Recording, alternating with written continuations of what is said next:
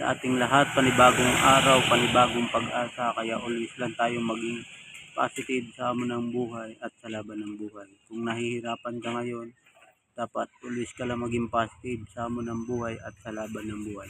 Ayun, pag-uusapan natin ngayon is tungkol sa vibrate, 'di ba? Vibration ng motor. Ano ba ang dahilan at bakit po ba nagba-vibrate yung motor? Ano ang dahilan at anong dapat gawin para maiwasan yung pagbabibrate ng motor? Ayun, ito yung XRM 125 Fi natin 2023. Bali, kung napapansin nyo is ang dami na pong napalitan dyan kasi pagdating ko is in-upgrade ko na siya agad. Bali, magpa 5 months pa po ito sa akin ngayon. Yun, marami na napalitan yan kung makikita nyo. Ayun yung mahal niya, shock at saka yung swing arm niya. Siyempre maganda yung swing arm natin, naka GRP, at yung shock natin siyempre maganda. At una sa lahat, pinatabas na natin yan, kaya naka underneath na yan. Sobrang ganda yan. Yan, yung cover na makina natin is naka TRC, diba? Good quality na TRC. Is doon na kayo bumili sa mga legit talaga, kasi masasayang lang din yung pera nyo pagdating is iba siya. Ayan, oh. Ganda din ng ano natin, oh. Sobrang kintab. Bagay na bagay talaga siya sa black. Ayun, usapang vibrate tayo. Kasi marami dito nagtatanong kung, at marami ding dahilan na kung bakit nagba-vibrate yung motor natin. Ayun guys, ayun, oh. Nakikita yung swing arm ko is plus 2 yan. Bali yung ano ko, yung sa preno dito is naka-upgrade din po yan, kasi wala po talaga magkasya na yung original natin, kaya napalitan din po yan. Marami din napalitan talaga yan. Medyo gumastos talaga tayo dito, diba? Yan ang usapang vibrate tayo, at usapan para maiwasan yung mga nagbabibrate yung motor. Ayun, paandarin muna natin para makita niya kung gaano ka.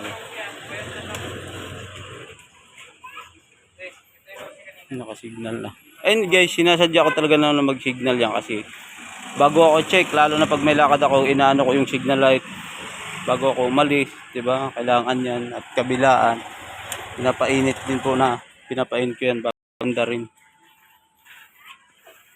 Ang kagandahan dito guys, sa mga nagtatanong, naka-manual na po pala to. Wala po siyang manual na nakikita. Ayan. Bali, yung odo natin is 1,500 na.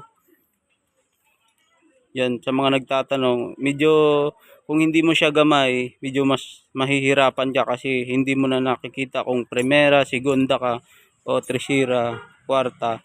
Ang makikita mo lang dito sa dashboard niya is neutral lang. Kaya dapat doble ingat ka rin kung isa ka sa mga owner ng XRM Fi. Ayun.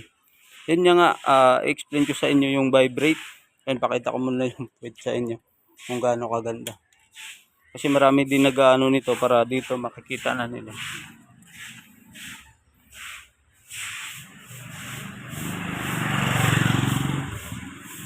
Yan yung tweet niya.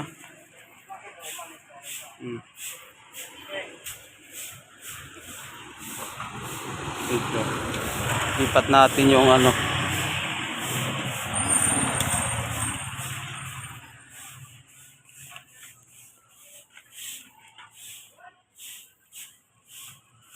Ayun yung puwet niyan, bali naka-underneath na po yan. Sa mga nagtatanong pala, comment lang kayo dyan, kasi ano ko sa inyo kung saan ko ito pinagawa. Ayun, pang vibration na tayo, hindi na natin patayin kasi talaga nag-aantay guys. Ayun, ano ba dahilan yung bakit nagba-vibrate yung motor? Una sa lahat, kung dahilan niya kung bakit nagba-vibrate yung motor, at wag kayo agad-agad na pumunta ng mekaniko, kasi sa inyo kasi is kayang-kaya niyo na itong gawin, di ba? Kung may mga tools kayo diyan, mahalaga po talaga sa atin is may mga tools po tayo. Una sa lahat, kung kapag napapansin niyo na nagba-vibrate yung motor, ibig sabihin ay lumuluwag diyan, di ba? Dalawa lang naman yan ang dahilan diyan. Kung hindi dito sa bearing natin sa baba, ayan, kung napapansin niyo may bearing diyan, lumuwag yan or basag na. papalitan na siya. Ayun, stock pa pala yung akin. Bali hindi ko na siya pinalitan kasi maganda din naman yung stock, parang naka silver din siya. Bumagay talaga siya sa mga pinagpalit ko dyan. Ayun, ang dami nang pinalitan. And guys, papaano ko sa inyo kung bakit isa sa mga dahilan kung bakit nagbabibrate yung ating motor. Ayun, dyan pala si tropa. Ay, naka-reader yan. Nasa alig, no? Ayan, tropa natin, naka-reader din siya. FI din yan. Diba? Ito na nga yung ano natin, kung bakit, mga dahilan kung bakit nagbabibrate yung motor. Una sa lahat, kadalasan dito talaga guys yung manubela. Dito guys, kaya nga sabi ko bago kayo umalis o bago kayo umano is mag-basic muna talaga kayo. Kasi doon pa lang sa basics, pag paandar nyo is mapapansin nyo pag gumagalaw to, ibig sabihin maluwag yung manubela. Diba? Ayun o, pansinin nyo. Start natin ha. Walang gumagalaw. Kasi sa oras na gumagalaw tong manubela at gumagalaw tong baba o kaya yung gulong, di ba kadalasan naman is gumagalaw kapag nagbabibrate is gumagalaw talaga yung gulong. Isa sa mga dahilan yan, kung hindi itong manubela, itong front shock nya dito maluwag. Yan sa pinaka ano nya, maluwag yan dito. Kaya check nyo muna bago kayo pumunta ng mekaniko. Dapat nga may gamit talaga kayo. Kasi para hindi sayang yung bayad nyo. Diba? Mas makatipid pa kayo na kayo-kayo nya. Kaya nyo namang ayusin yan. Pasikipan nyo lang to dito sa may manubela na to. And itong apat na to. Lumuluwag talaga yan. Kasi itong malayo yung biyahe mo. Kaya nga sabi ko dapat basic talaga. Pagpaandar bago umalis. Check. Every month. Bali every month po pala binubuksan ko tong cover ko. Ayun, sa pagtanggal pala ng cover na yan is buo yan na. Para hindi kayo magtataka sa XRM FI 2023 to DS. Diba? Buo yan. Pag tinanong nyo, hindi kasi siya kagaya dati na pag tinanong nyo yung ano is lang. Pwede yung hain dun sa ano. Ngayon, isang buo yan. Pag tinanggal nyo kalagayan, kung nakikita nyo dun sa una kong vlog. Ayun, sa mga katanungan, sa mga isuri lang ako. Itong manubela ko is pinalitan ko na to. Magtaka kayo, iba na din po. Ito lumuluwag talaga siya. Medyo mas mabigat yung stock nito. At una sa lahat, medyo mas ba yun. Yung manubela.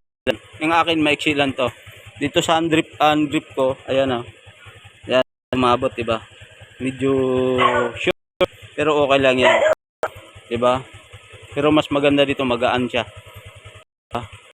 Baka kasi magtaka kayo, magaan yan, kaya wala pong vibrate yan. Dito po talaga nag-a-adjust yan at dito nagsisimula. Kapag lumuwag yan guys, ibig sabihin, kapag nagba-vibrate yan, kunting vibrate lang, ibig sabihin may maluwag yan dyan. Dapat may tools talaga kayo. Ayun, ito yung dahilan yan. Kung hindi dito sa manubela, dito sa front shock nya, at dito sa loob na to. Diba? Yung may bearing dyan. Kung sakali, nabasag na yan. O, ito, lumuwag to. Una sa lahat, isa din pala sa mga dahilan, huwag nyo masyadong higpitan. Huwag nyo yung i-pull. Kasi kadalasan ng iba is pinupull to. Isa din yan sa mga dahilan kung bakit nagbabibrate yung gulong natin. Diba? Ayun, para maiwasan naman yung mga vibration na yan dito sa shock. Yan lang naman yung dahilan. Ito dito sa kinabitan na to. Ayan, tinuturo ko na yan. Kasi yan yung mga dahilan. At saka yung apat dito.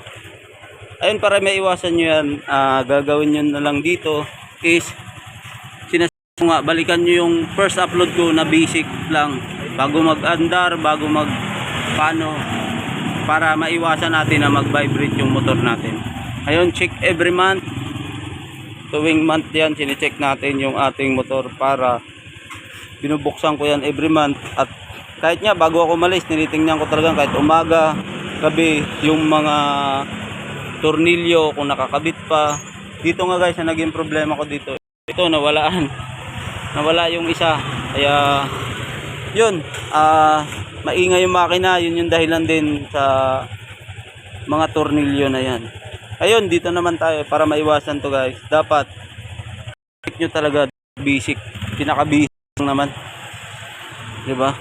Basic naman yung gagawin nyo para make sure na malayo tayo sa vibration. Pero di iwasan yan guys, kasi kung malayo yung biyahe mo o umaga mo siya ginagamit, luluwag at luluwag talaga to.